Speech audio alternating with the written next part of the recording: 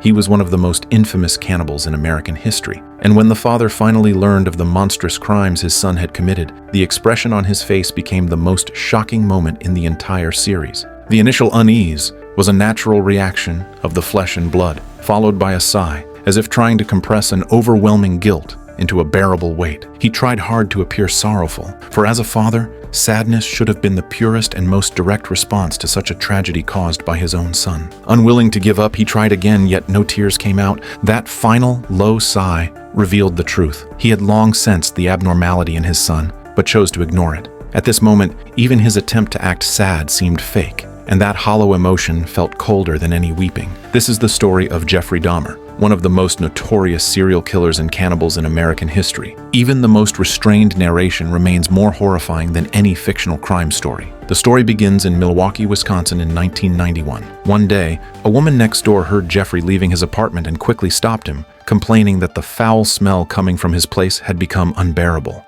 Well, I had that meat that went bad. And that little freezer I got. No, you said that last week. And I saw you go out to the dumpster and throw out a whole bunch of bad meat, so the smell should be gone by now. Jeffrey casually replied that his fish had died of a white spot disease and that he would clean it up over the weekend. As he spoke and slowly approached, Glenda felt a wave of inexplicable fear rising in her heart. Anyway, they all caught it and died, and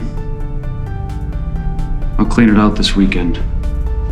Watching him walk away, she let out a quiet sigh of relief. Every time she faced Jeffrey, she felt uneasy, maybe because of the constant buzz of a saw or the never-ending stench coming from his room. Later, Jeffrey went to a bar, pretending to be a private photographer, offering $50 to anyone willing to come home with him for a photo shoot. A young man quickly agreed and followed him under the envious eyes of his friends. As soon as they entered Jeffrey's apartment, Tracy frowned from the overwhelming stench that filled the room. Jeffrey casually explained that the pork chops in his fridge had gone bad and quietly locked the door behind him. On the table, Tracy noticed a chainsaw with dried blood still on it, and a wave of unease surged within him. He suggested opening the window for some air, but Jeffrey refused, saying the window was broken and he hated the noise from the street. Then Jeffrey opened the fridge, poured some beer, and secretly mixed something into the drink. Tracy cautiously noticed a white foam forming on top and immediately questioned it. Jeffrey glanced at it and explained it was just dish soap residue, then drank from his own cup to make Tracy feel safe. Tracy only took a small sip, but found the taste unbearable and said he wanted to leave. But the prey had already fallen into the trap, and Jeffrey wasn't about to let him go. He lied, saying there was an air conditioner in the bedroom and that the smell would be weaker, coaxing Tracy to go inside. The moment Tracy stepped in, Jeffrey suddenly cuffed one of his hands. Realizing something was wrong, Tracy tried to scream, but Jeffrey covered his mouth. He struggled desperately, but Jeffrey grabbed his neck tightly. Then, Jeffrey picked up a machete and threatened him, forcing him to sit on the bed and watch a movie together, placing the blade on the table beside them. He told Tracy they would just watch a movie, take a few pictures, and then he would pay him. The mattress was stained with blood, and the large barrel in the corner felt like a silent warning. Okay, quit doing it! I told you I'm gonna pay you. Stop trying to leave. All Tracy could think about was how to avoid ending up inside that barrel. He pretended to cooperate, trying to flirt his way out to distract Jeffrey. Just as Jeffrey was lost in the moment, he picked up the knife again. Thinking fast, Tracy offered to let Jeffrey take any kind of photos he wanted, saying he could pose however he liked. They returned to the living room, where Tracy took off his shirt, showing his muscular body, twisting awkwardly while Jeffrey snapped a few pictures. Soon, Jeffrey got bored and coldly ordered him back to the bedroom to watch a horror movie. After a few minutes, Jeffrey suddenly made a strange request. Can I listen to your heartbeat? What? What are you doing there? Taking advantage of the distraction, Tracy swung his arm and struck Jeffrey's head hard, then ran for the door with all his strength. But the door had several locks. As he fumbled to open them, Jeffrey charged forward, and the two wrestled violently. In panic, Tracy grabbed a jar and smashed it against Jeffrey's head, finally breaking free and rushing out of the apartment. Next door, Glenda opened her door only to see Jeffrey's cold face staring at her. She gasped and quickly locked herself inside, too terrified to make another sound. Tracy ran through the streets looking for the police. Jeffrey didn't chase him. He calmly closed his door, lit a cigarette, and sat in silence, waiting for what was about to come. Exhausted, Tracy finally flagged down a patrol car, breathing heavily, terrified. With the handcuff still hanging from his wrist glinting under the headlights, he tried to explain what had happened. The police approached cautiously, suspecting he was just a drugged-up street kid. But Tracy insisted someone had tried to kill him and took them back to Jeffrey's apartment. Facing the arrival of the police, Jeffrey explained everything calmly. He and I were both, you wanted to play cops and robbers. No, I didn't. Hey. Hearing his story, the officers didn't want to get involved, only asking him to hand over the key to the cuffs. But as Jeffrey went to look for it, a sickening odor hit the officers. Jeffrey again claimed it was spoiled meat, but now they were suspicious and headed toward the bedroom. Inside the nightstand, the police not only found the key to the handcuffs, but also a stack of horrifying photographs, all showing posed images of dismembered bodies, some with their heads sawed off, others with their organs removed, scenes too gruesome to look at. Realizing he'd been exposed, Jeffrey tried to make a run for it, but the officer at the door pinned him down immediately. As they read him his rights, Jeffrey quietly muttered a single sentence. What I did, I should be dead. When backup arrived, Glenda next door couldn't hold back her anger any longer, shouting her frustration at the police who had ignored her warnings for so long. Jeffrey's father, Lionel, was summoned to the police station in the middle of the night, and his first question was whether his son was still alive. Attempted murder. We'd just like to ask you some questions about him. Murder? When you said on the phone there was a murder investigation, I thought someone might have tried to murder him. It wasn't until he saw the serious expressions of the two detectives across from him that he finally realized what was happening. He was a strange boy, but he was a quiet boy. He was a good boy. When his mother and I divorced, that was very hard on him. He just turned 18, he was living alone at the time. And I think being alone is very difficult for him. After speaking, he apologized, saying he might have gotten too emotional. The detectives exchanged a look and asked if there was anything else he wanted to tell them. Lionel gathered his thoughts and began explaining the reasons behind his son's strange behavior. When he was young, I think he was 4, he had a hernia operation. And he was never the same after that. I don't know if there was brain damage, too much anesthesia. It's haunted me. When Lionel blamed it on brain damage caused by surgery, the detectives could hardly believe what they were hearing. Could brain damage really explain the actions of a serial killer? Could you tell me a little bit about what he did? Try to kill, I guess. You're aware that your son is homosexual, yes?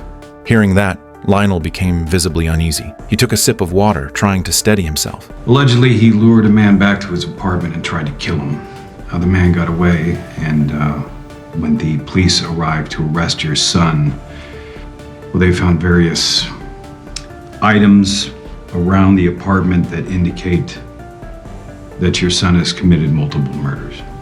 He looked puzzled, unsure of what the police had actually found. One of the detectives warned him that what he was about to hear might be hard to accept, asking him to prepare himself mentally. Inside Jeffrey's refrigerator, they found a human head. In the freezer, there were 2 plastic bags, each containing a human heart, and another bag with a man's genitals. In the bedroom, there were 5 skulls, as well as knives, hammers, saws, and several photos documenting the process of dismemberment. In another drawer, police found an entire human skeleton that had been bleached clean. In the corner stood a large blue plastic barrel holding more than 200 liters of acid, inside of which were 3 torsos in varying stages of decay. There were also other body parts, some half dissolved, others stripped of flesh.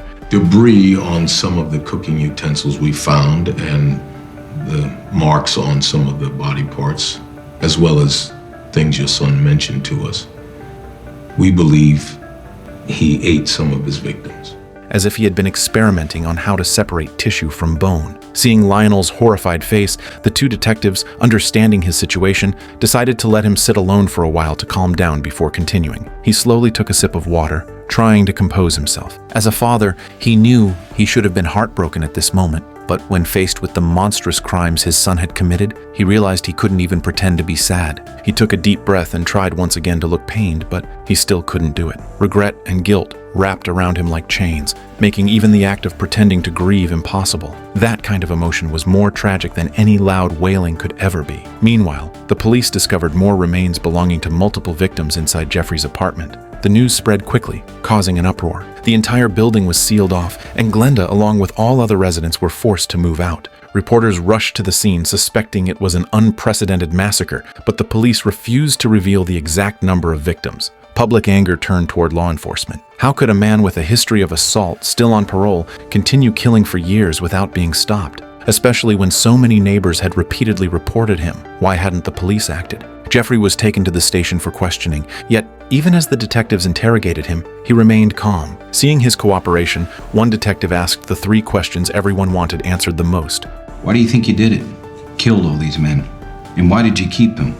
Jeffrey fell silent for a moment, took a deep breath, and his eyes began to wander as he slowly recalled the twisted memories of his childhood. The time shifted back to 1966, when Jeffrey was only 6 years old. After school, he came home to find his baby brother crying helplessly in the crib from hunger. Their mother lay motionless on the bed, like a lifeless body. Panicking, little Jeffrey grabbed the phone and called for an ambulance. When Lionel rushed home, he showed no sign of worry or compassion for his wife. The constant fighting between his parents left young Jeffrey lost and confused. Lionel accused his wife of abusing pills and crying all day, while Joyce fired back, blaming him for always being away on business and neglecting his family, calling him unfit to be a father. Joyce sat silently on the edge of the bed, and Jeffrey didn't go near her. He quietly walked to the river alone. There, he found several tadpoles and carefully placed them in a glass jar. The next day was Teacher's Day. While other kids brought apples and gifts, Jeffrey gave that jar of tadpoles to Mrs. Hempsel. A student curiously asked why she received such a strange present, and Mrs. Hempsel could only reply that Jeffrey might be having troubles at home and needed someone to care about him. Then the student asked if he could take the jar of tadpoles, and Mrs. Hempsel, who didn't really like them and had no idea what to do with them, simply handed them over to him. When Jeffrey saw his heartfelt gift given away, his fragile emotions shattered instantly. Humiliated and mocked by others, Jeffrey secretly followed that student after school and stole the jar back. He returned to the river, poured used motor oil into the water, and watched silently as each tadpole died one by one. One day, Lionel found a dead possum in the basement. Its skull had been cracked open by a wild animal, yet it had managed to crawl into the basement before dying. Little Jeffrey stared at the corpse in confusion, wondering how it could still have moved after its head was broken. Seeing this, Lionel recalled an old college experiment and began to explain. He told his son that his professor once decapitated a frog and removed most of its brain, leaving only the small brainstem. To everyone's surprise, the frog could still breathe, and its heart continued to beat, but it couldn't think or feel anything. Then, the professor soaked a cotton ball in acid and placed it on what remained of the frog's brain. The frog's hands try to wipe the cotton ball away, which, yeah, I know it shouldn't be able to do. The part of the brain that knows how to do that is gone. It's a fascinating thing, the brain. Jeffrey listened with fascination. That scientific story seemed to open a whole new world inside his mind. Ever since his surgery 2 years earlier, Jeffrey had rarely shown interest in anything. Now that he was finally curious about something, his father saw an opportunity and suggested they go hunting together to study animal bodies. But Joyce strongly objected, and the argument between them grew intense once again. In America, however, dead animals by the roadside were a common sight. A few days later, father and son found a freshly killed animal near the highway. Lionel carefully explained its internal organs to Jeffrey and had him touch the still warm heart with his own hands. It was the first time Jeffrey had ever touched an animal's heart, and the first time he had been this close to death under his father's watchful eye. Are you gonna leave? No, we're gonna have dinner here in a bit. No, I mean, are you and Mom gonna get divorced? Lionel stood in silence for a long time, and in the end, he said nothing. He quietly turned around and left the room. From his father's expression, Jeffrey already knew the answer deep down. He began instinctively projecting the missing fatherly love onto those brief moments of closeness he shared with his father while dissecting animals. Time soon passed to 1981. Jeffrey was now an adult, but life was still a struggle. He had changed jobs many times, but always ended up getting fired. Living alone, Jeffrey moved to Miami to start over. Every weekend he would call home, and one day, unable to hold back anymore, he told his father over the phone that he had never truly wanted to leave. It was only because his father insisted he face the real world that he ended up in Miami. Dad, can I please come home? Although Jeffrey returned to Milwaukee, his father didn't let him live with him again. Instead, he arranged for Jeffrey to stay with his grandmother. Before we go in, I just want to make myself very clear. You understand? This ain't easy street. You're 21 years old. You flunked out of college and you got kicked out of the army. There's no more free rides. There's no drinking. You're gonna get yourself a full-time job, and you're gonna help your grandma around the house. You got that? Jeffrey found a job in the back kitchen of a meat processing shop. The boss, seeing how skillfully he handled the meat, told him to come back tomorrow wearing formal clothes. But while shopping for clothes, Jeffrey caught sight of a mannequin with a sculpted six-pack, and he couldn't take his eyes off it. He quietly hid inside a fitting room and waited until the mall closed that night. When the lights went out, he stepped out of the fitting room, undressed the mannequin, and took it home with him. Back in his room, Jeffrey locked the door, assembled the mannequin on his bed, and held it tightly in his arms. The next day, Jeffrey told his grandmother she didn't need to make his bed anymore. She agreed, but after her grandson left, she quietly opened the door and was startled to see a raised figure under the blanket on his bed. When Jeffrey came home and realized the mannequin was missing, he rushed to ask his grandmother what happened. She calmly told him she loved him no matter what, but advised him to pray in church and seek forgiveness and redemption from Jesus. Where is my fucking mannequin? I told you not to go in there! That is my room! That is my stuff! Don't fucking tell me where it is! I don't think it's healthy! After a brief silence, she admitted she had thrown the mannequin away, saying it wasn't healthy for him, and that the garbage men had already taken it that afternoon. You threw it away? Yes. God damn it! Years later, when the most notorious serial killer and cannibal in American history was finally captured, Jeffrey Dahmer would say one haunting sentence. I think I just wanted him to still be around. Little pieces of him being everywhere, you know, surrounding me. I know that sounds horrible. That he was born a monster. The story then rewinds to 1959 in Milwaukee, Wisconsin. At that time, his mother, Joyce, was already pregnant with him, while his father spent most of the year traveling for work, leaving her alone in an empty house. Loneliness and anxiety slowly broke down Joyce's mental health. She often fell into obsessive thoughts and relied on medication to stabilize her emotions. One snowy night while driving home, Lionel saw a figure in pajamas sitting on a bench at the bus stop. For a moment, he thought he was hallucinating. Joyce? Joyce was 28 weeks pregnant then, only 3 months away from giving birth. Her emotions were unstable and unpredictable. During a checkup, the doctor advised her to relax and imagine the warmth of family life after the baby's birth. But when he reviewed her medication list, he discovered she had been taking excessive amounts of drugs, including hormonal ones. Faced with the doctor's concern, Lionel reluctantly admitted that this was the real reason he had brought his wife in for an examination. He feared the hormones might harm the baby. Joyce tried to argue back. The doctor, unable to stand their constant bickering, finally interrupted and said Joyce's condition was a result of hormonal imbalance during pregnancy. He told them it was normal and temporary and that she should try to reduce her dependency on medication. Joyce only wanted the pregnancy to end soon so she could go back to her old life. Some women actually enjoy pregnancy. I know that. I feel so guilty that I don't. It'll be over soon enough. But that night, when Lionel came home, he saw his wife still popping pills as if they were candy. It was under these conditions that little Jeffrey was born. By 1977, Jeffrey was 17 and already in high school. One day, his father took him fishing and carefully asked if there was a girl he liked or if he was curious about relationships. Jeffrey avoided the question, clearly uncomfortable, showing more interest in dissecting animals than in talking about love. After his father cleaned the fish they caught, Jeffrey said he wanted to try it himself. He slit open the fish's belly and curiously examined its organs. That night, while Jeffrey was in his room looking at a magazine, the sound of his parents fighting once again came from the kitchen. Recently, his mother had become obsessed with UFOs, even driving out without warning to chase after them. When Lionel confronted her, Joyce accused him of not believing her, saying he must think she was crazy, and she even grabbed a knife in anger. Jeffrey returned to his room, no longer interested in the magazine. Instead, he kept thinking about the strange satisfaction he'd felt while dissecting the fish earlier. To his classmates, Jeffrey was always a strange one.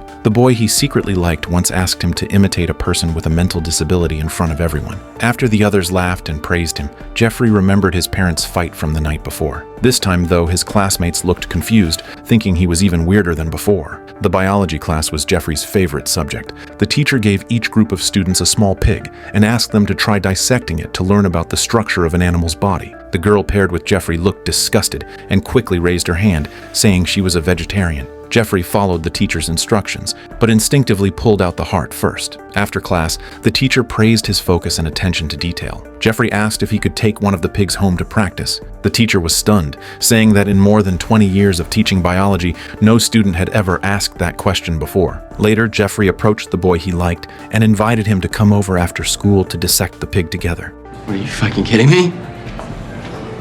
No. Not long after, Jeffrey's parents divorced. Because Lionel was always away for work, custody of Jeffrey and his brother went to their mother. The ruling made Lionel sad, but only for about 3 seconds. His expression of pain was nothing more than an act. Joyce, however, didn't want Jeffrey. She only wanted the younger son, telling Jeffrey she had already prepared dinner for him in the fridge. You can't just leave me here. You're always in your room. You haven't had a nice word for me in years. Cut this shit, Jeff. You don't want a mother. You don't want me. You're just like your father. You got what you wished for. Her words left Jeffrey speechless. Alone in the house, he desperately sought new ways to fill the emptiness of lost affection. He began working out obsessively and drinking heavily, trying to fill the void inside with strength and alcohol. On his way home, he often saw a muscular young jogger running confidently under the sun. Jeffrey was captivated, imagining the two of them laughing and drinking together, even picturing dissolving animal organs in acid to satisfy the dark urges hidden in his mind. After long hesitation, a disturbing thought finally surfaced. He wanted to bring that boy home. So he took a baseball bat and hit along the jogging path. When the runner appeared, Jeffrey mustered the courage to rush forward. In his imagination, the boy went home with him, and they drank beer together. Mom said she'd be gone like 2 weeks. That was 3 months ago. I don't know where she is. Well, you're here now. But in reality, the moment the boy saw someone charging at him with a bat, he turned and ran in fear. The fantasy shattered, and Jeffrey sank further into despair and self-indulgence. He began showing up late to class and even drank beer openly in the classroom. Seeing this, his school counselor called him in for a talk, urging him not to let his parents' divorce destroy his life. Jeffrey mentioned that his new hobby was fitness, and the counselor encouraged him to keep exploring that interest. After school one day, Jeffrey met a muscular young man standing by the road, trying to hitch a ride. The man said he was heading to a concert but still had some time before it started. Seeing an opportunity, Jeffrey invited him to his house to hang out first, promising they could drink some beer, lift weights, and later he would personally drive him to the concert. What's your name? Jeff. I'm Steven. The young man named Steven followed Jeffrey home, and they worked out, drank, and talked like old friends. But when there was only an hour left before the concert, Steven realized Jeffrey had no intention of leaving. Steven said he didn't want to miss the concert. Jeffrey told him to relax, then suddenly tried to kiss him, startling Steven, who shoved him away. Seeing Jeffrey keep making excuses, Steven thought he was lying to him. Enraged, Jeffrey grabbed a dumbbell plate and struck him on the head. Steven fell to the ground, dazed and unable to get up. When Jeffrey came to his senses, Steven was no longer breathing. His first thought wasn't about the fact that he had killed someone, but that if his parents ever found out, they would never forgive him. In a panic, Jeffrey dragged Steven's body to the basement and hid it there. But when he returned to his room, fear and unease began to gnaw at him from within. After a long internal struggle, he finally made up his mind to destroy the evidence. Jeffrey dragged the body out of the basement and carried it to the workbench in the garage, the same table where he usually prepared animal specimens. He took out the electric saw from his house and cruelly dismembered the body. Afterward, he loaded the remains into his car, planning to dump them somewhere remote. But on the way, he unexpectedly ran into 2 patrolling police officers. The officers smelled alcohol in the car and noticed several bulging black garbage bags in the back seat, immediately growing suspicious. My parents just got divorced, and I can't really sleep, so I just do yard work, and I drop them at the dump. You're 18, is that right?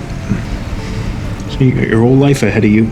Thinking quickly, Jeffrey lied, saying they were just lawn clippings from the yard. One of the officers looked at him and, with a hint of sympathy in his tone, told him not to let drunk driving ruin his future. They decided to let him go with a warning, ordering him to drive straight home and not linger outside. Only after the officers left did Jeffrey's tightly wound nerves suddenly snap. Since he couldn't dispose of the body, he returned home and cut it into smaller pieces, flushing the flesh down the toilet. The bones, still damp and difficult to crush, he baked in the oven until dry, then smashed them with a hammer and ground them into fine powder. Finally, he quietly scattered the ashes in the backyard, wanting the person he liked to stay with him in another form. I do think I was born like this. I don't think there was something that happened that made me like this. And it didn't happen again for 9 years. Later, Jeffrey spoke about the psychologist the police had arranged for him. The doctor concluded that he suffered from a mental disorder known as visceral fetishism. This compulsion that you struggled with all the time. How did you wait those 9 years in between? Or why? I was trying to be a good boy. Time moved on to 1978, the year Jeffrey graduated from high school. When the school's top students lined up for their graduation photo, Jeffrey sneaked into the last row. It wasn't until the yearbook was printed that the student council realized this poor-performing student had appeared in the photo. When Jeffrey proudly received his copy of the yearbook, he discovered that his face in the photo had been scribbled out in black ink. After being out of contact with his parents for 3 months, his father finally returned home with his new wife, Sherry, only to find Jeffrey alone in the house surrounded by empty beer cans. Where'd she go? I don't know. Well, when did she leave? Like 3 months ago. I'm sorry, what? It's always been the same with her. The only person she's ever thought of is herself. And here she's leaving an 18-year-old boy alone in a house. Nobody to cook for him or anything. God knows what you've been eating. Honestly, it's criminal. Lionel was furious, calling his ex-wife's abandonment of their son a crime, conveniently ignoring the fact that he himself had vanished for 3 months after remarrying. When asked what college Jeffrey planned to attend, he was shocked to learn that his son hadn't applied anywhere. Jeffrey explained that he had wanted to study medicine, but the grades required were too high. Well, what about community college? Community college, that's like for failures. Well, I mean, that might be where we're at. Lionel's casual remark about it struck like a cold nail, pinning Jeffrey firmly in the place of a failure. I'm not a good kid. Dad, I'm not a normal guy. I don't fit in. I'm weird. I'm different. Lionel seemed to sense it, yet deliberately avoided the heavy subject, unwilling to face the crack in his son's heart. Instead, he cut him off, laughing as he shared an idea of his own. We're gonna get you into Ohio State. Yeah, I'll even pay for the first semester. Oh. Got a great sign. What do you think? Jeffrey's fragile courage to speak was crushed once again. Not long after, Lionel was called to the school for a disciplinary meeting. Is Jeff going to class? No. It's all these morning classes. I can't wake up for them. Jeff's GPA is a 0.45. Oh, Jesus. We're gonna get those grades up.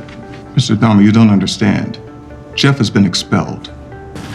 You're going in the army. Months later, Jeffrey returned home dressed in military uniform. His father and stepmother greeted him at the door, but when Jeffrey reached out for a hug, Lionel instinctively pulled back and offered a handshake instead. Jeffrey had been trained as a medic, and after completing basic training, he might have become a field doctor. His father and stepmother were proud of him. What they didn't know was that Jeffrey had learned more than just medical care in the Army. He had also gained access to a variety of sedatives. One day, he secretly stole several pills from the pharmacy, crushed them with a spoon, and mixed the powder into a drink before tricking a fellow soldier into consuming it. Before long, Jeffrey was discharged from the Army. His furious father sent him to live with his grandmother. And I just want to make myself very clear. There's no drinking. You're going to get yourself a full-time job, and you're going to help your grandma around the house.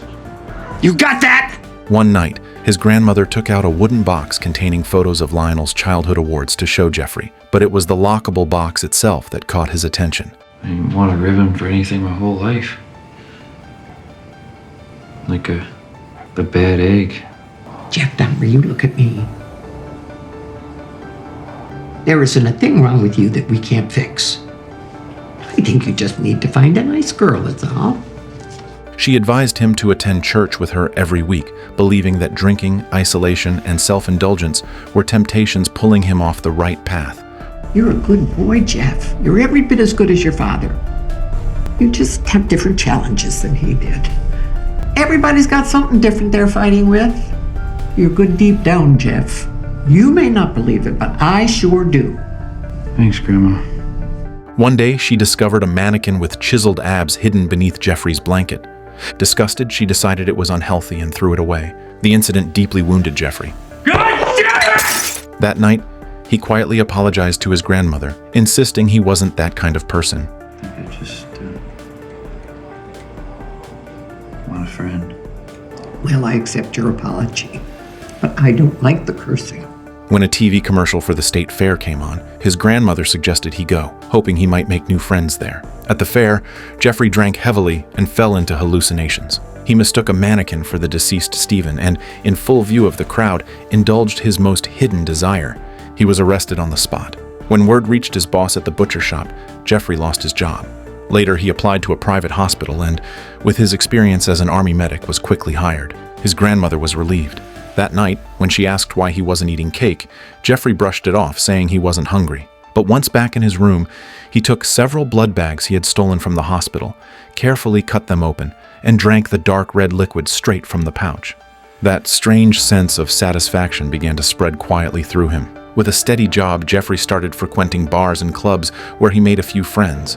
After each gathering, he would ask them to stay, but they always refused and walked away. Loneliness and rejection drove him to go out drinking even more often. Desperate to keep people from leaving, he began slipping drugs into their drinks, making them fall asleep beside him.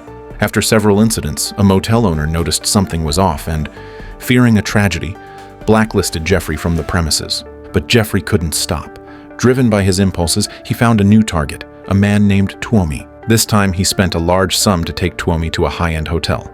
As usual, he laced the drink with sedatives, hoping to make him pass out. But by mistake, Jeffrey drank the wrong glass himself. As dizziness overcame him, he fought to stay conscious long enough to pour another drink for Tuomi. In the end, both of them lost consciousness. The next morning, when Jeffrey woke up, the sight before him shattered him completely. Tuomi's head was injured, and he was no longer breathing. Jeffrey desperately tried to perform CPR, but it was already too late. 9 years had passed since his last killing, and now he had once again taken a life by accident. After a brief wave of guilt and panic, Jeffrey gradually calmed down. He walked out of the hotel and bought a large suitcase, then hid Tuomi's body inside. When his grandmother went out to buy groceries, he drove the car into the garage and carried the suitcase down to the basement. At dinner, he casually asked about her plans for the next day, while secretly calculating how to finish his work without her noticing. The next morning, as soon as his grandmother left home, Jeffrey rushed into the kitchen and grabbed a sharp kitchen knife. When night fell, he picked up the severed head from the table and studied it carefully. It was wrapped tightly in transparent plastic, as if life still lingered within it. With a disturbingly gentle gaze, Jeffrey carefully placed the head inside the wooden box. In his mind this way, the person he loved could stay by his side forever. The night before, the sound of Jeffrey handling Tuomi's body caught his grandmother's attention, but he excused it by saying he was just mixing chocolate. One day, Jeffrey noticed an obituary in the newspaper featuring a handsome man, someone exactly his type. And I decided I was going to dig him up. I just wanted to lay with him. It didn't work. It was March and the ground was too hard and it would have taken forever, so... He later confessed that he often regretted that moment, thinking that if things had gone differently, perhaps none of what followed would have happened. The police couldn't understand why Jeffrey would dig up a body. Normal people simply wouldn't do that. I hoped that he could be somebody that wanted to see a movie that I wanted to see. You wanted to control these guys. Everybody was always telling me what to do. You know, my dad, my grandma, my bosses. The guys were just the one thing in my life that I could control. During interrogation, Jeffrey admitted that aside from Stephen and Tuomi, whose deaths were accidental, every other victim was killed deliberately. The police were puzzled and wanted to know what had caused him to turn into a calculated serial killer. Jeffrey fell into his memories. After Tuomi's accidental death, his drinking became even worse. But drinking alone only deepened his loneliness. So he began visiting bars more often, searching for new targets. Whenever he met someone he liked, he would bring them back to his grandmother's house and secretly slip drugs into their drinks, making them fall asleep. Once they were completely unconscious, he would strangle them. Jeffrey explained that he didn't want his victims to suffer, that putting them to sleep first was, in his mind, a gentle farewell. During the time he lived with his grandmother, he killed 3 people. However, Detective Murphy didn't believe his claim. The apartment where Jeffrey was later arrested was in a high-crime area with weak police presence, a place where it was easier to hide and hunt. Murphy believed that wasn't a coincidence, but Jeffrey insisted he had chosen the location simply because the rent was cheap. After killing at his grandmother's house, he usually handled the bodies in the basement. His grandmother was old and had trouble walking, so she rarely went downstairs, giving him a safe space to work. But one day, the stench of decay grew so strong that it reached the upper floor, arousing her suspicion. To cover up the truth, Jeffrey wrapped the remains in 3 layers of garbage bags and explained that he had been dissecting small animals to study their biological structure. In reality, what he was studying was how to make bodies disappear completely. I'd soak some parts in acid or sometimes just boil them till the flesh came off. The police suspected he suffered from schizophrenia, but Jeffrey firmly denied it. He recalled that twice, when he had brought someone home, his grandmother had accidentally seen them. She had stood silently at the staircase corner, saying nothing. After she discovered the human mannequin hidden under his blanket and threw it away herself, she began deliberately avoiding him. Part of it was to respect his privacy, but deep down she might have been refusing to face the truth, that her grandson was attracted to men. As summer came, the smell of decay from the basement grew stronger, spreading throughout the entire house. Unable to bear it any longer, his grandmother finally confronted him, demanding to know what he was doing down there. Jeffrey calmly lied, saying he had found the source of the odor. It was a raccoon that had died under the porch. The space was too narrow for him to reach, which was why the smell had spread. His grandmother was half convinced, but didn't question him further. I think maybe she was deliberately not seeing it. One day, while cleaning the house, she accidentally stumbled upon Jeffrey's altar, a disturbing and eerie display. She was terrified and immediately called Lionel, asking him to come over and see what Jeffrey was doing. But when Lionel arrived and went into the basement, everything had already been cleaned spotless. Jeffrey explained calmly that he was simply interested in anatomy and was making small animal specimens out of scientific curiosity. Lionel was uneasy, but didn't press the issue. After all, it was he who had first taught Jeffrey how to preserve animals. As he turned to leave, he caught a glimpse of what seemed to be faint, reddish-brown stains lingering around the edge of the drain.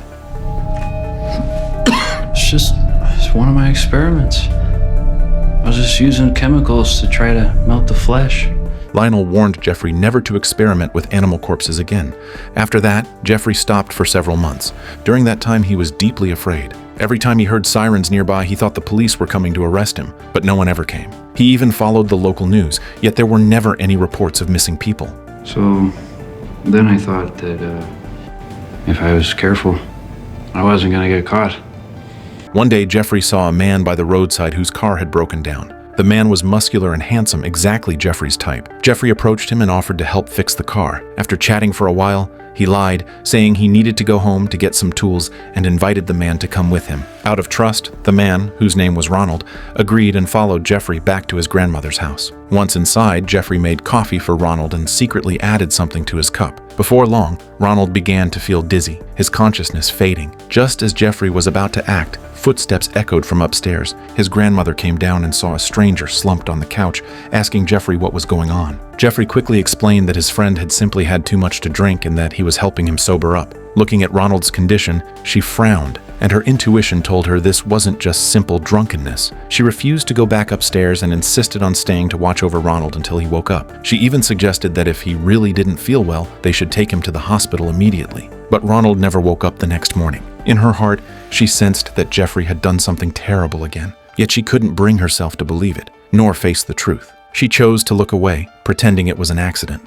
In the end, she didn't call the police or take Ronald to the hospital. Instead, she let Jeffrey carry him out to a passing bus. The bus rattled along the road, and from the moment Ronald got on until it reached the last stop, he never fully regained consciousness. The driver noticed he was still asleep and had no choice but to wake him when they arrived at the terminal. Half awake and disoriented, Ronald stumbled off the bus, his mind still hazy. He wandered aimlessly until he finally collapsed in a cornfield. When he opened his eyes again, he was lying on a hospital bed. After an examination, the doctor suspected he had overdosed on illicit substances, but Ronald firmly denied ever taking any and repeatedly insisted that someone had drugged him. Once discharged, he immediately went to the police to file a report. The police subsequently approached Jeffrey for questioning. Faced with the accusation, Jeffrey remained calm and composed. He denied everything, claiming that Ronald's car had broken down and that, out of kindness, he had invited him home to rest. Since Ronald had drunk too much and couldn't drive safely, Jeffrey said he had let him sleep on the couch for the night. He even added that his grandmother had been downstairs with them the entire time.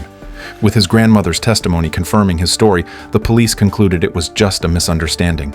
Although Jeffrey had a prior record, it didn't necessarily mean he would commit another crime. And so, through one stroke of luck after another, he kept slipping through the cracks, sinking deeper into the abyss. With no evidence to prove his claim, Ronald had no choice but to leave the station. A few days later, when Ronald passed by a bar, he saw Jeffrey with his arm around another man, ready to leave. He rushed forward and warned the man to stay away from Jeffrey. With his plan ruined, Jeffrey trembled with rage, his eyes burning with hatred, as if he were about to tear Ronald apart. But with too many people around, he was forced to suppress his fury and walk away. The bar incident made Jeffrey restrain himself for a while, but soon he set his sights on another bar. This time, his target was a young Asian man. The man stumbled out of Jeffrey's grandmother's house in terror, trying to escape.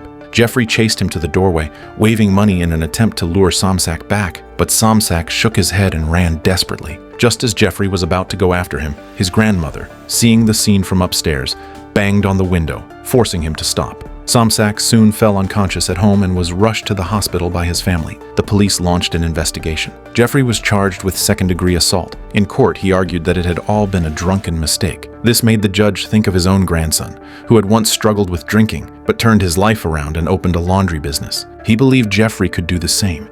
Now, you are not the kind of guy who belongs in the correction system, okay? You need a second chance. And this is your lucky day because I'm going to give it to you. And on the other side of this, hopefully, you will have learned your lesson and you'll get your act together. Now, I see that you have steady employment, so the court is willing to grant you work release of up to 40 hours per week when you finish your work. Even Jeffrey himself was stunned by the judge's leniency. The judge went so far as to promise that his employer would never be informed, allowing Jeffrey to keep his job. After the trial, Jeffrey and his father returned to his grandmother's house. Jeffrey's $2,500 bail was paid by his grandmother. His stepmother reminded him to repay her once he had the means to do so. But Jeffrey argued shamelessly, claiming that Somsak had set him up. He said he had only taken a few photos, but the boy had turned on him and tried to extort money. Later that evening, Lionel brought up the old wooden box that held family photos and medals, asking Jeffrey to return the keepsakes inside. The moment he heard this, Jeffrey's heart tightened. Inside that box was the preserved head of one of his victims. He tried to stay calm and pretended to look for the box, mumbling that he couldn't find the key. His father, thinking Jeffrey was hiding gay magazines, scolded him harshly and demanded he open it at once. Seeing Jeffrey still making excuses to stall, Lionel turned and went downstairs to get some tools, planning to pry open the box himself. But by the time Lionel returned, the head had been removed, replaced by a few adult magazines. On the way home, Lionel spoke to Sherry about Jeffrey. His voice was heavy, filled with exhaustion and helplessness. He truly couldn't understand how the once well-behaved boy he had raised had become this person. In truth, Jeffrey had shown signs of danger many times before, but each time he managed to explain them away with convincing excuses. When he was discharged from the army, he said it was just because of a drunken fight. When his grandmother found a male mannequin in his bed, he claimed it was a dare from a friend. When he exposed himself at the fair, he said he was drunk and thought he was standing at a urinal. And when accused of assaulting a teenager, he insisted he was framed, saying the boy had tricked him while posing for photos. Somsak's father tried to seek justice for his son in court, but unable to speak English and without the means to hire a lawyer, his plea was dismissed by the judge as nothing more than an emotional outburst. The original verdict stood unchanged. After Jeffrey was sent to prison, Lionel fell into deep self-blame. He couldn't stop thinking that he had been too negligent as a father, and that if he had realized something was wrong earlier, things might never have come to this. So he wrote a letter to the judge, pleading for Jeffrey to receive alcohol rehabilitation while in prison, hoping his son could use that time to find himself again. But a year later, when Jeffrey was released, he casually said he had never attended any therapy at all. Instead, he said he preferred to be alone. Hearing this, Lionel said nothing more. He simply told Jeffrey to put his luggage in the car. After his son left, Lionel quietly walked to the corner of the wall and leaned against the cold concrete, crushed by a suffocating sense of helplessness. After his release, Jeffrey didn't return to his grandmother's home. He rented a small apartment and began living alone. That night, in a dimly lit bar, he met a deaf young man named Tony. When Tony was a child, he had been hospitalized with pneumonia, and a doctor's prescription error caused him to lose his hearing permanently. Since then, he had lived in a world of silence. Although his family had never rejected him, people at bars and social gatherings often gave him strange looks. Whenever others found out he was deaf, they would find excuses to distance themselves. That night, Tony met Jeffrey at the bar. He wrote his name and the fact that he was deaf on a piece of paper and handed it to him. Jeffrey smiled after reading it. In his mind, a deaf man would be easier to control. He wouldn't scream or make a sound. But what happened next took him by surprise. While they were dancing, Tony suddenly took Jeffrey's hand and placed it on his chest. For a moment, Jeffrey froze. It was the first time anyone had ever invited him to feel their heartbeat. The warmth of that steady rhythm made him forget his darker urges for a fleeting moment. That night, Jeffrey had planned to drug Tony like he always did. but he couldn't bring himself to do it. After a long hesitation, for the first time, he chose to stop. Jeffrey fought against his buried impulses and began forming a genuine friendship with Tuomi. They went shopping together and shared meals. Tuomi even took Jeffrey to the studio and asked him to take photos of him. During that time, Jeffrey seemed truly changed. He smiled more and stopped drinking every night. When his father and stepmother came to visit, they saw that his home was clean and organized, and for the first time in years, they felt a sense of comfort. Dad, I want to thank you. I promise things are turning around for me. I got a promotion at work, a little more pay, new friend in my life. Jeff. Lionel listened to him and couldn't hold back his tears, relieved to see his son finally turning his life around. After dating Tuomi for a while, Jeffrey brought him home. He once again restrained the dark desires in his heart and didn't drug him. But the next morning, Tuomi said he had to go to the city for a week-long work trip.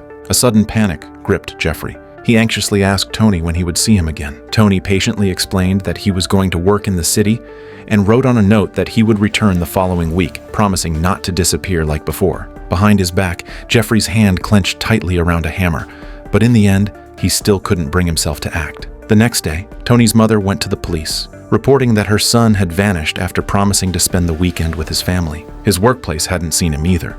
The truth was, shortly after Tuomi left, there was a knock on Jeffrey's door. Because he had forgotten his car keys, Tuomi came back. But Jeffrey's need for control resurfaced, consuming his mind once again. He crumpled Tuomi's note into a ball and tossed it to the floor. Soon after, Tuomi collapsed onto the bed and lost his life forever. Tuomi's mother went to the police to file a report, but it was of no use. So she and her family printed missing posters and organized search parties to look for her son. When Jeffrey passed by and saw the scene, he even stopped to donate some money. For a moment, he wanted to approach Tuomi's mother and say something, but when he noticed a man nearby who had once seen him and Tuomi together, he quickly changed his mind and walked away without a word. Jeffrey spiraled into madness, drinking heavily and shouting in rage. Finally, he pulled out a thick stack of his victims' ID cards, chose one at random, and called the victim's family. Is this a family of Errol Lindsay?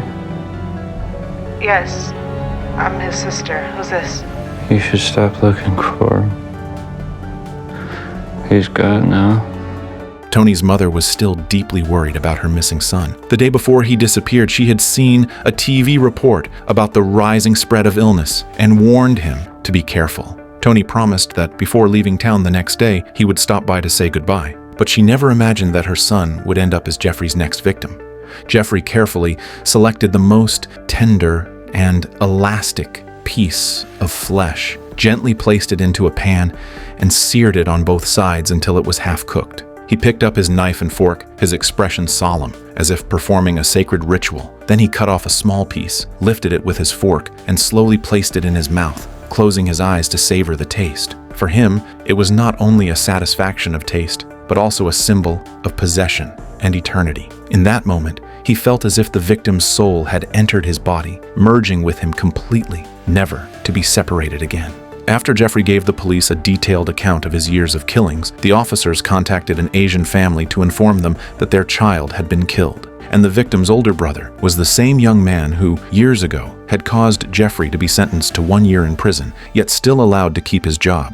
By 1991, Jeffrey had killed again. The body of his latest victim hadn't even gone cold before he was already out looking for his next target. Outside a convenience store, a group of young men were complaining that the clerk wouldn't sell them beer. Jeffrey bought a few bottles himself, pretending he was throwing a party, and invited one of the boys to come along. During their conversation, the boy, named Konarak, mentioned that he recognized Jeffrey. His older brother Samsak had once crossed paths with him. Jeffrey had taken photos of his brother, and something inappropriate had happened between them. Samsak had even gone to the police afterward and filed a report. Jeffrey explained that he had paid Samsak $100 to take a few provocative photos, but the boy had run off with the money and falsely accused him. This time, Jeffrey said he wanted to do the same with Konarak, offering to pay half the money up front. Konarak agreed, and Jeffrey secretly slipped drugs into his beer.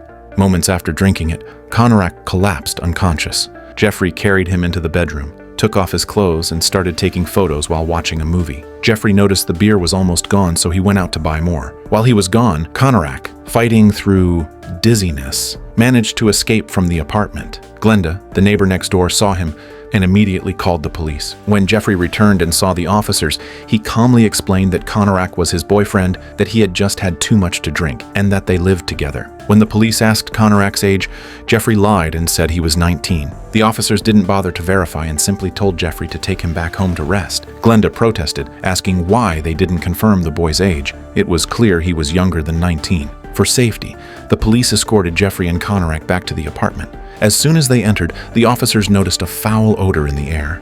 Jeffrey repeated his usual excuse, that his fridge had broken and the meat inside had spoiled. To ease their suspicion, he showed them the photos he had taken earlier, saying it was just a personal hobby between him and his partner. Disgusted by the smell and not wanting to stay in the apartment any longer, the officers made a brief report and left. They never realized that if they had checked the next room, they would have found another body lying there. As soon as the police car drove away, Glenda heard music coming from Jeffrey's room again, along with the sound of a saw.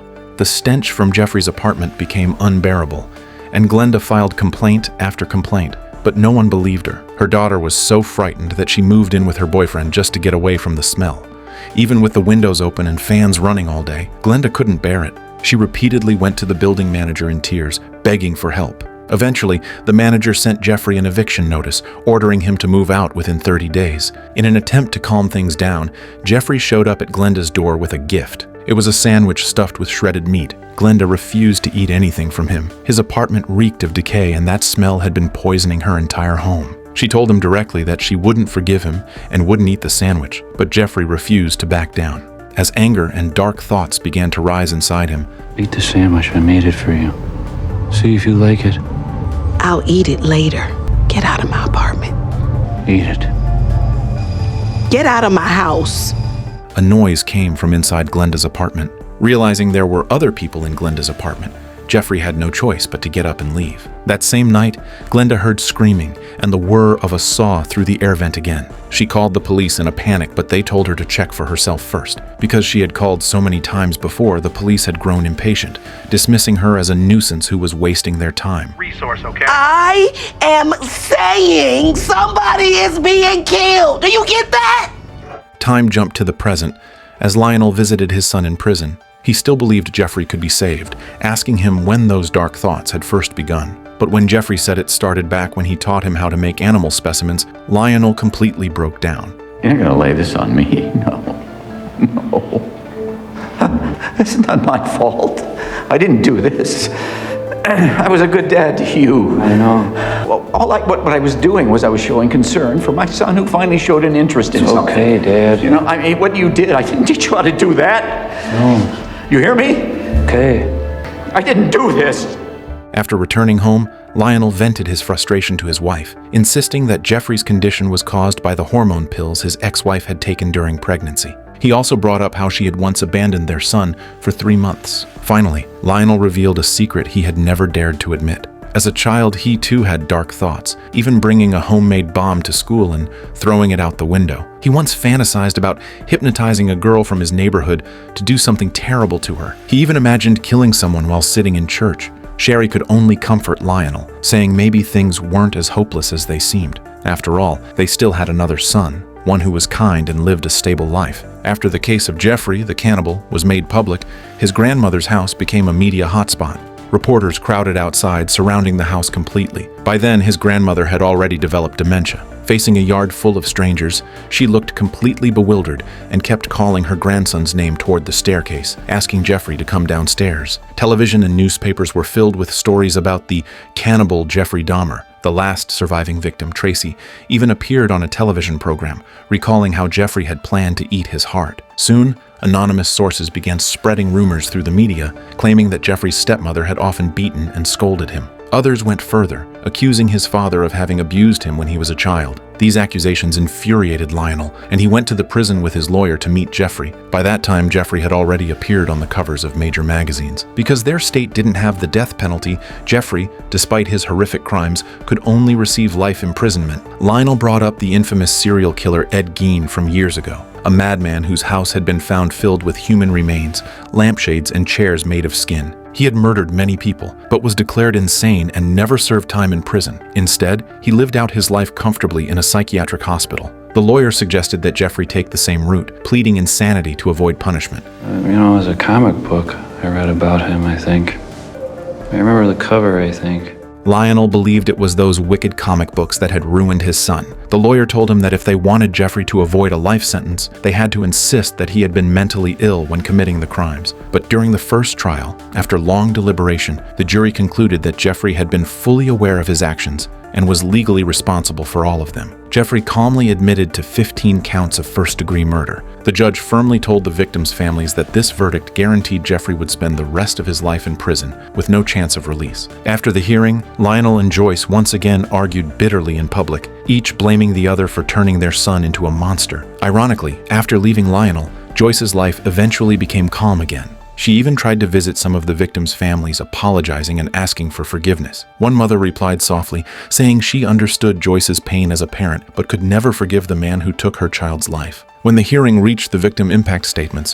one by one the families came forward to speak. Tears and fury filled the courtroom as they described the pain and devastation Jeffrey had brought to their homes. Among them was the sister of Errol Lindsay, the same woman Jeffrey had once called on the phone. Before the final sentence was announced, Jeffrey was allowed to make a statement of his own. He lowered his head and read word by word from the paper his lawyer had prepared, his voice flat and emotionless. The so-called confession was filled with words of regret and apology, but coming from his mouth, they sounded hollow and mechanical, nothing more than a formality. The courtroom fell silent. Everyone knew that no amount of remorse could ever bring back the lives that were lost or heal the families that had been shattered. Before Jeffrey was taken away to prison, Lionel was granted one last moment to say goodbye. At that moment, his expression was heavy and conflicted, as if years of buried pain had finally been torn open. He looked at his son's emotionless face and admitted that he bore an inescapable responsibility for what Jeffrey had become. He confessed that he had never given his son the support he needed when it mattered most. The last time Jeffrey had been in prison, Lionel wrote a letter to the judge, but that was all he had done. However, at this point, what was the use of talking about making amends? Some mistakes in life simply can't be undone, especially those born from emotional neglect. Jeffrey's mother, Joyce, also fell into deep despair. Unable to bear the public outrage and moral condemnation, she left a note and tried to take her own life by turning on the gas at home. Fortunately, she was found and rescued in time. Lionel later decided to publish a book about his son's life, hoping to record everything in writing. When he heard that his ex-wife had attempted suicide, he looked momentarily surprised, but his face quickly returned to calm. He simply said, "I'll give her a call," then went back to his writing. Inside the prison, Jeffrey showed no real remorse. His infamy had spread across the nation, and disturbingly, he had gained a strange sort of following. Fans from all over sent him letters expressing admiration and even sending him money. One high school girl wrote that 3 classmates had dressed up as Jeffrey for Halloween. She enclosed a comic book and some cash with the letter, hoping Jeffrey would send her an autograph in return. Facing this wave of obsessive admiration, Jeffrey felt a sense of satisfaction he hadn't experienced in years. He even began replying to fan letters, enjoying the feeling of being adored. As the money transfers increased, he started bribing prison guards, using the money to obtain a Walkman and a tape of whale sounds. The sound eerily resembled the moans of a person taking their last breath. He often fell asleep to those haunting noises, while his cellmates complained endlessly. Outside the prison walls, the victims' families were trapped in a never-ending nightmare. Jeffrey's so-called fans harassed them constantly, and even created twisted comic books with Jeffrey as the main character, asking the victims' families to sign copies. The families tried to sue the publishers, but nothing came of it. Meanwhile, Lionel's book became an unexpected hit. The publisher made a fortune, and even film directors reached out to buy the adaptation rights. As Jeffrey's name spread further, copycat killers began to emerge. The families of the victims, who had already lost their loved ones, not only found no peace, but were plunged again into endless fear.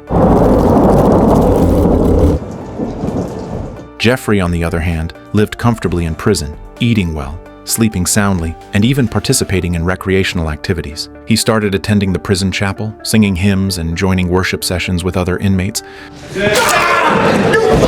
During one incident, he was attacked and seriously injured, but he survived after being rescued in time. When he woke up, lying on the soft hospital bed, he flipped through letters and Christmas cards from fans, a faint smile appearing on his face. The constant media attention made the name Jeffrey Dahmer known in every household, and through a strange, morbid fascination, he began to shift from a symbol of horror into a kind of twisted legend. In 1977, another notorious serial killer named John Wayne Gacy emerged in Chicago. He lured young men to his home under the guise of offering them jobs, drugged them, and then strangled them with a belt. Because he often dressed as a clown for community events, he became known as the Killer Clown. Years later, the local court announced that his execution date would be May 10th, 1994. That same day, Jeffrey Dahmer was to be baptized in prison. It all began when Jeffrey saw Gacy's televised interview. Gacy claimed that for the past 10 years he had devoted himself to the church in prison, praying and repenting, saying he had finally made peace with himself. Those words struck something deep inside Jeffrey. He began to wonder if true faith in God could bring forgiveness for even the darkest sins. So he sought out the prison chaplain for guidance. The chaplain told him a story about Jesus, that no matter how deep one's sins ran, if they repented sincerely and believed in God, their soul could be redeemed. Inspired by those words, Jeffrey decided to be baptized. The church quickly recognized the publicity value of the event. The idea of a cannibal finding God would be the most powerful sermon imaginable. Both sides agreed immediately, and the date was set. And so, an eerily ironic scene unfolded. On the same day, but in different places, one murderer awaited execution by lethal injection, while another was declared reborn in holy water. One was punished by law, the other forgiven by faith. Yet both had taken the lives of the innocent. You saved. With their own hands. After being baptized, Jeffrey seemed to genuinely change. The cold, detached expression on his face was gone, replaced by something almost peaceful. But some things, perhaps God can forgive, while humans never will. In the same prison, there was a former gang leader who had also found faith and vowed to start anew, yet he could never accept Jeffrey's existence. At first, Christopher was wary of Jeffrey, but when he learned about the horrific crimes Jeffrey had committed in the past, his faith completely collapsed. To him, if even a monster like Jeffrey could receive God's forgiveness, then what meaning was left in justice? What meaning was left in repentance and redemption?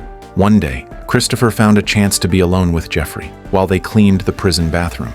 He grabbed a metal bar and struck Jeffrey with all his strength. The attack went on for several minutes. Jeffrey didn't fight back, as if he had already accepted that this was the end he deserved. In his final moments, the faces of those he had killed flashed through his mind. When the news broke, Lionel rushed to the prison immediately. Seeing his son's body covered in wounds inside the morgue, he broke down completely and cried uncontrollably. No matter what the world thought of him, Jeffrey was still his son, the same curious boy who once loved studying animals. Not long after, Jeffrey's body was cremated, but before that, his brain was removed. Scientists hoped to study it to uncover the mental origins of serial killers, perhaps to find answers about psychological disorders. Lionel strongly objected, believing his son's death should be the final chapter, not another experiment. But Joyce disagreed. She believed that if studying Jeffrey's brain could help humanity understand the cause, maybe it could prevent another tragedy. Their disagreement led them to court. Lionel insisted that Jeffrey's brain should be cremated along with his body, while Joyce wanted to donate it for research. Eventually, the judge made the final ruling. No study would be allowed. If scientists truly discovered the root of Jeffrey's evil in his brain, it would be disastrous, because that would mean evil and guilt could be blamed on biology, stripping away human responsibility and moral choice. Under the judge's decision, Jeffrey's brain was sent to the furnace. As the flames consumed it, all sins and punishments, repentance, and redemption turned to ashes. The story of Jeffrey Dahmer is far more than a tale of one deranged killer. It is a mirror reflecting society's many failures, a family's lack of communication, parents who failed to recognize and guide their son's growing darkness, a justice system so negligent that police repeatedly ignored warnings or dismissed victims, allowing tragedy to continue, and a culture so sickly fascinated by violence that after his arrest, people turned his crimes into comics, adding pain to the victims' families. The judge's final decision revealed the story's deepest truth. Searching for evil in a single brain is both dangerous and futile. Evil is not born from one bad gene. It is the result of biological tendencies, psychological trauma, family environment, and social neglect woven together. Preventing evil is far more important than punishing it afterward or trying to explain it away. True redemption does not lie in the final confession of a killer's life, but in whether society can learn from tragedy to build a world that recognizes, intervenes, and stops evil before it begins. That's the end of Jeffrey Dahmer's story. See you in the next episode.